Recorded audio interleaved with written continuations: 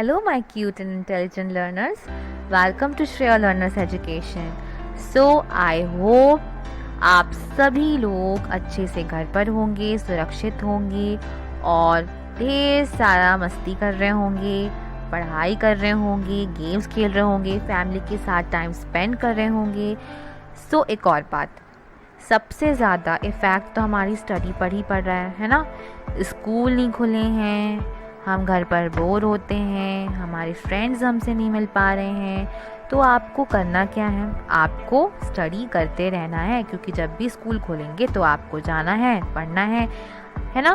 तो अपन को क्या करना पड़ेगा, अपन को डेली स्टडी करनी पड़ेगी उसी एक्टिवनेस के साथ जैसे हम स्कूल में करते हैं। तो हमको निराश बिल्कुल भी नहीं होना है, स्कूल ज़रूर खोलेंगे, आपको मोटिवेट रहना है, घर पर रहना है और अपनी स्टडी को स्किप बिल्कुल भी नहीं करना है ना। तो हम एक छोटा सा मोटिवेशन कोट देख लेते हैं ताकि हम अपने आप को और मोटिवेशन से भर लें, फिर हमको पूरे वीडियो में नींद बिल्कुल भी ना आए और हम एक्टिव होकर बिल्कुल स्टडी पर फोकस कर सकें। You will have to push yourself. No one is going to do it for you.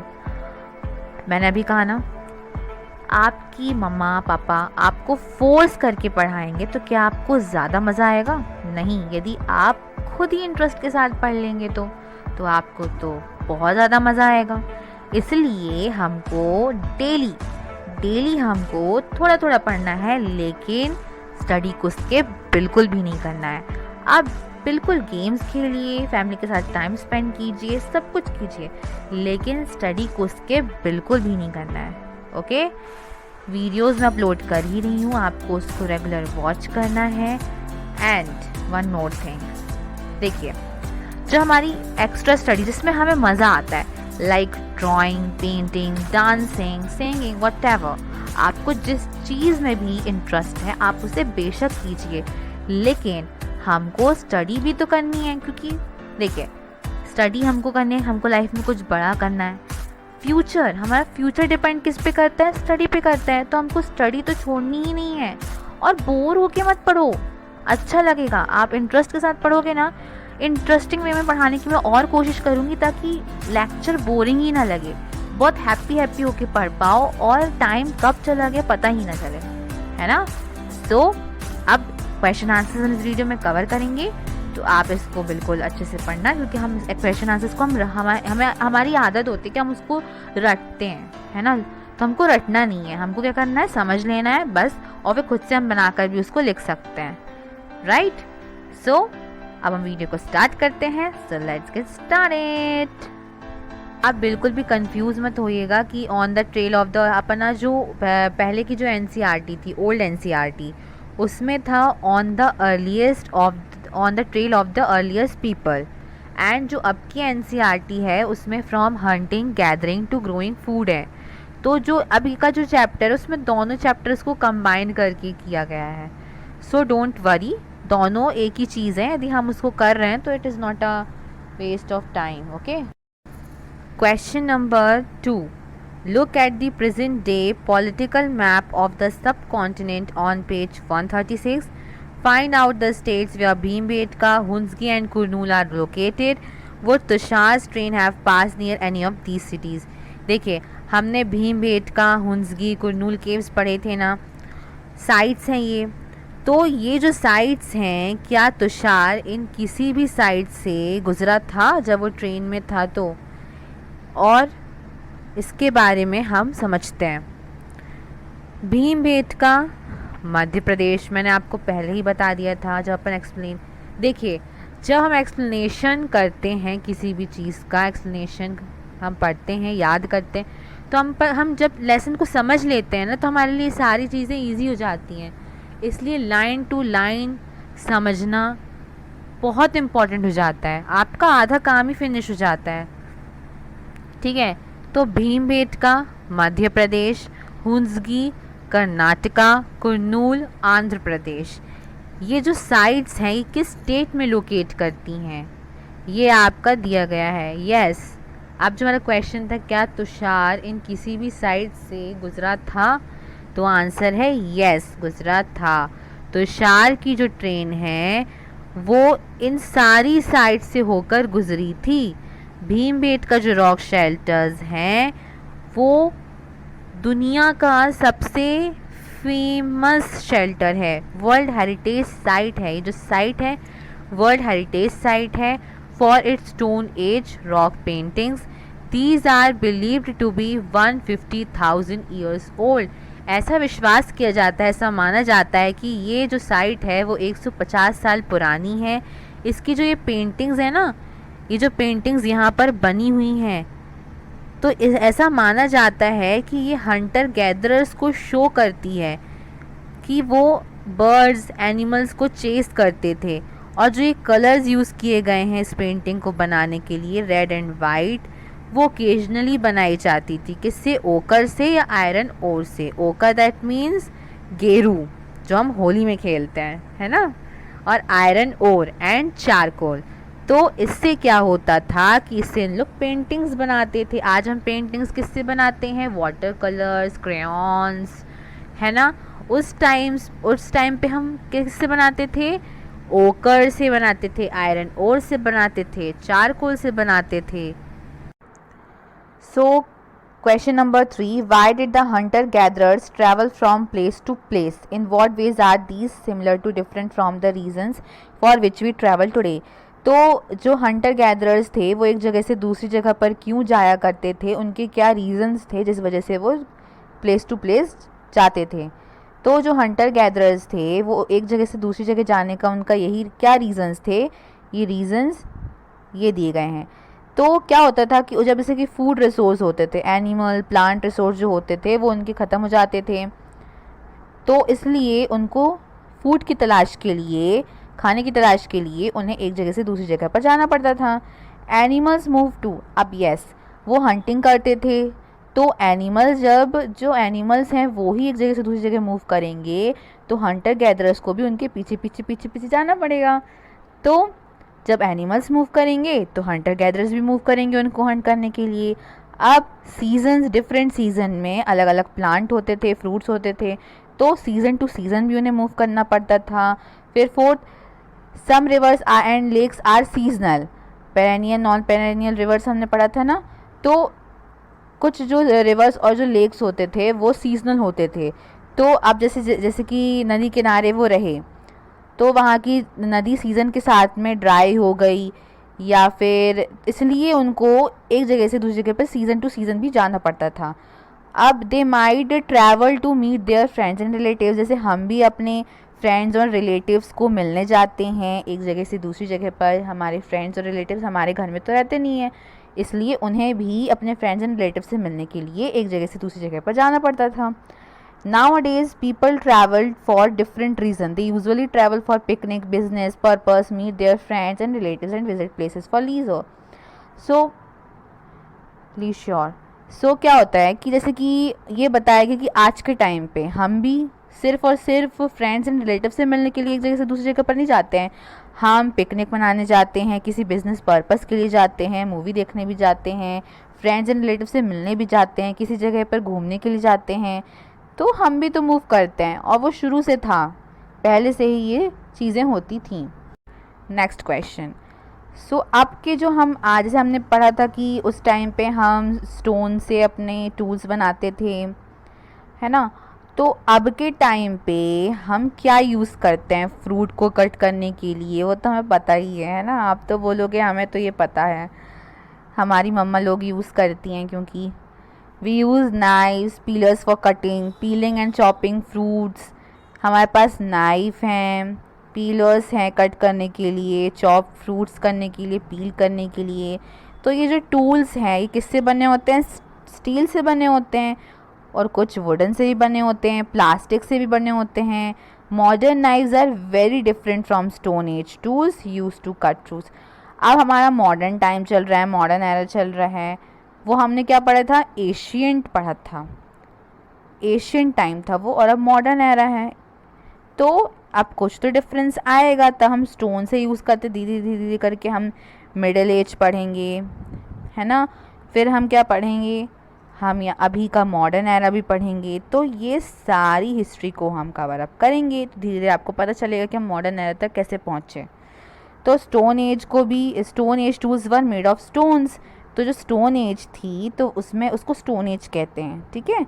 जो हम पैलेलिथिक पढ़ रहे हैं ना, वो स्टोन एज कहते हैं उसको। तो उसमें क्या होता था, स्टोन से बनी होती थी हैंडल्स, और वुड से और बोन से बने हुए होते थे, क्योंकि हंटिंग करते थे तो बोन भी थी हमारे पास में, स्टोन्स थे और लकड़ियाँ भी थीं। इसके रिसोर्सेज क्या थे, ट्री थे, हंट करते थे तो उनकी बोन्स थी और स्टोन्स मिले थे। तो ये 3 रिसोर्सेज हमारे पास में हो गए हैं। तब हमारे पास में स्टील नहीं था, तब हमारे पास में प्लास्टिक नहीं था, पर अब हमारे पास में तो है, तो हम इससे बनाते हैं। List 3 ways in which hunter gatherers used fire. Would you use fire for any of these purpose today? ऐसी लिस्ट, ऐसे 3 तरीके बताइए जो हंटर गैदरर्स फायर को यूज़ करते थे उस टाइम पे, और आज के टाइम पे फायर को आप उस चीज़ों के लिए यूज़ करते हो या नहीं जो उस टाइम पे वो लोग यूज़ करते थे। तो हंटर गैदरर्स फायर को 3-4 तरीक़ों से वो यूज़ करते थे उस टाइम पर।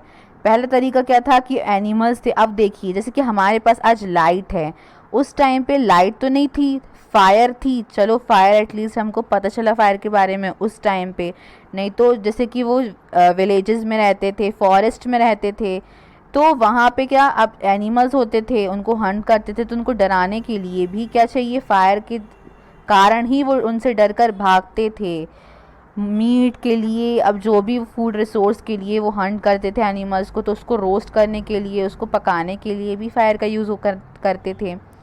फिर कोल्ड वेदर, अब जब ठंडी आती थी तो ऑफ कोर्स फायर का यूज़ करते थे अपने आप को गर्म करने के लिए, और लाइट के सोर्स के लिए तो करते ही थे। और आज के टाइम पे भी हम फायर का यूज़ इन सारी चीज़ों के लिए करते हैं। अब हम सिटीज़ में रहते हैं पर विलेजेस भी हमारे आज के टाइम पर हैं, तो इन सारी चीज़ों के लिए भी हम आज के टाइम पे फायर का यूज़ करते हैं। तो इसका आंसर होगा यस। Next question. ओके, सो मैं आपको एक बार फिर से बता दूं कि ये जो हम अलग अलग हमको दिख रहे हैं, from gathering to growing food, from hunting gathering to growing food, क्योंकि देखिए 2 चैप्टर्स को कंबाइन करके एक चैप्टर बना दिया गया है लेटेस्ट एनसीईआरटी में, from hunting gathering to growing food करके। तो आपको कंफ्यूज बिल्कुल भी नहीं होना है दोनों चैप्टर्स के, क्योंकि देखिए वो जो चैप्टर है हमारा hunting gathering to growing food, उसमें दोनों चैप्टर्स को मिक्सअप करके वो चैप्टर हैं, तो उसमें दोनों क्वेश्चंस आपके उसमें ज़रूर मैच होंगे, ठीक है। कुछ अलग नहीं है कि on the trail of the earliest people अलग हो गया और ये चैप्टर अलग हो गया, दोनों ही सेम हैं और दोनों क्वेश्चंस आपको करने हैं। जो भी मैं बता रही हूँ उसको आपको कॉपी में लिखना है, और उसको जिस तरीके से मैंने आपको पढ़ाया है, याद कर समझाया है, आपको बार बार सुन के ना उसको ईयरफोन लगा लो कान में और उसको सुनते रहो, ठीक है। सुन सुन के आपको याद जाएगा और ऑटोमेटिकली आप खुद से लिखने की कोशिश करो, खुद से लिखने की कोशिश करो। याद करने की बिल्कुल भी ज़रूरत नहीं है। अभी से ये हैबिट डाल लो कि हमें याद करना ही नहीं है, हमको समझकर लिखना है। ये गलती मैं भी करती थी जब मैं पढ़ती थी, बट ये हम सभी करते हैं, मैं बहुत अच्छे से जानती हूँ। हम रटते हैं, हमें चीज़ों को रटना नहीं, हमें समझकर करना है, ठीक है। तो हमको समझना है कि क्या बताया गया, हमने चैप्टर क्यों समझा है। हमने चैप्टर इसलिए तो समझा है ना कि हमको क्वेश्चन आंसर्स उसके, हमको चैप्टर याद हो जाए, प्लस हमको क्वेश्चन आंसर्स भी याद हो जाए, और फिर हमको उसको रटना ना पड़े, लर्न ना करना पड़े, बस समझना पड़े, ठीक है। अब देखिए next question. Why do people who grow crops have to stay in the same place for a long time. तो अब जो लोग थे जो क्रॉप्स को ग्रो कर रहे थे, तो वो एक ही जगह पर एक लंबे समय तक कैसे क्यों रह रहे थे। जो क्रॉप्स हैं, अब जैसे वो प्लेस टू प्लेस मूव करते थे क्योंकि वो हंटिंग करते थे, गैदरिंग करते थे। अब वो एक ही जगह पर रह पा रहे थे क्योंकि वो क्रॉप्स को ग्रो करने लगे थे। धीरे धीरे ही तो डेवलपमेंट होता है। अब वो धीरे धीरे उनका डेवलपमेंट ऐसे हुआ कि हंटिंग करी, गैदरिंग की, उसके बाद जब क्रॉप्स के बारे में एग्रीकल्चर, ग्रासलैंड्स हुए, तो उन्होंने क्रॉप्स के बारे में जाना और फिर उन्होंने क्रॉप को ग्रो करना शुरू कर दिया। तो अब जब क्रॉप्स को अब वो एक ही समय पर जल्दी जल्दी तो होंगे नहीं ना। अब हंटर्स तो है, वो एनिमल्स तो है नहीं कि वो एक जगह से दूसरी जगह पर जाएंगे क्रॉप्स। तो सीड्स डालेंगे, फिर वो उनको थोड़ी हफ्ते लगेंगे, मंथ लगेंगे, फिर ईयर्स लग सकते हैं, धीरे धीरे करके वो ग्रो होगा। तो इस वजह से उनको भी वहाँ पर लंबे समय तक रहना पड़ता था। उनको वाटर चाहिए, है ना, वाटर डालना पड़ता, फर्टिलाइज़र डालनी पड़ती थी, फिर बर्ड्स और एनिमल्स से प्रोटेक्ट करके भी रखना पड़ता है। फार्मर्स को कितना, आज भी फार्मर्स अपने लिए ग्रो करते हैं चीज़ें, तो उनको कितनी मेहनत करनी पड़ती है, क्योंकि बर्ड्स, एनिमल्स, सारे चीज़ों से उनको बचा कर रखना पड़ता है। प्लस सीज़न आता है, बारिश होने लगी, ज़्यादा धूप आ गई, तो उसका भी उन्हें ख्याल रखना पड़ता है। दैट्स वाई वो एक जगह पर लंबे समय तक रहते थे। Look at the table on page 25 of the text book. If Nino wanted to eat rice, which are the places she should have visited? Okay, next question. So ये क्वेश्चन इतना इम्पॉर्टेंट नहीं है, और यदि आपके उसमें बुक में या मैम लिखवाती हैं तो आप ज़रूर इसको लिख लीजिएगा, बाकी इतना इम्पॉर्टेंट नहीं है। जो इम्पॉर्टेंट है, जो याद करने में डिफ़िकल्ट होगा, उससे मैं एक्सप्लेन कर रही हूँ। Okay. Why do archaeologists think that many people who lived in Mehergarh were hunters to start with and that herding became more important later? तो जो मेहरगढ़ है वो आज के टाइम पे बलूचिस्तान में है, जो कि बोलन पास, किसके, बोलन पास के पास में है, जो कि पाकिस्तान में है। बोलन पास कहाँ है, पाकिस्तान में है। बलूचिस्तान भी कहाँ है, पाकिस्तान में है। पर जो मेहरगढ़ है वो कहाँ पर है, बलूचिस्तान में है, जो कि बोलन पास के नज़दीक है। तो आर्कियोलॉजिस्ट को ऐसा लगता है कि जो मेहरगढ़ हैं, उनको ऐसा लगता था कि जो मेहरगढ़ हैं वहाँ पर हंटर्स ज़्यादा हैं, क्योंकि उन्होंने बहुत सारे एनिमल के बोन्स को फाइंड किया है, अलग अलग तरीके के बोन्स को फाइंड किया है शुरुआत से ही। These included bones of wild animals, जैसे कि डियर, पिग। तो इनने बहुत सारे बोन्स को फाउंड किया है। बट बाद में क्या हुआ, they found more bones of sheep and goat and still later levels. फिर बाद में क्या हुआ, इनने ज़्यादा, उससे भी कहीं ज़्यादा शीप की, गोट की बोन्स को फाइंड आउट किया। Cattle bones are more common, और कैटल बोन्स तो बहुत ही कॉमन हो गया था। तो ये डायरेक्टली ये शो कर रहा है कि हंटिंग से ज़्यादा domesticating animals, that means domestication ज़्यादा था from the practice of hunting too, yes, तो हंटिंग से ज़्यादा उनके लिए हर्डिंग ज़्यादा इम्पॉर्टेंट बन गई थी बाद में। Next question, state whether true और फॉल्स। हमें ट्रू और फॉल्स के बारे में जानना है।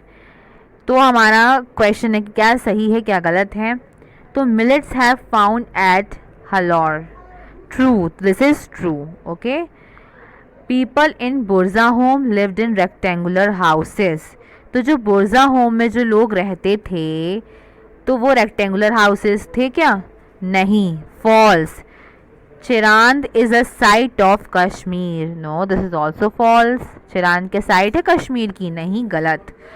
जेडाइट फाउंड इन दलहौजी Hading may have been brought from China. तो जो जदादी है, क्या वो दलहौजी हादिंग में है, मे हैव बीन, जो कि चाइना से खरीदी गई है, no, this, yes yes, sorry, this is true, this is true. So इसके साथ ही हम इस वीडियो को समाप्त करते हैं। क्या स्टडी ज़रूर करना है, इसके बिल्कुल भी नहीं करना है। आप इंटरेस्ट के साथ पढ़ो ना, आपको हर चीज़ अच्छी ही लगेगी। उसकी स्टोरी के फॉर्म में बस ना रट लो कि ऐसा ऐसा हुआ था, हंटर्स हुए, गैदर्स बने, फिर क्रॉप्स मिले। बार बार वीडियो को देखते जाओ, सुन लो, बस सुन लो, और जब सुन लोगे ना तो आपको ऑलरेडी याद हो जाएगा। जैसे मूवी अपन देखते तो अपन को याद होती है एक बार, अपन को तो एक बार में याद हो जाती है, बस उसी तरीके से उसको समझ लो, बिल्कुल याद हो जाएगा आपको। Okay, so thank you so much for watching, thank you so much. और यदि पसंद आता है तो प्लीज़ लाइक करिए, कोई भी डाउट आता है तो कमेंट करिए, और यदि आप मेरे चैनल पर न्यू हैं तो सब्सक्राइब प्लीज़ ज़रूर करिए। ओके।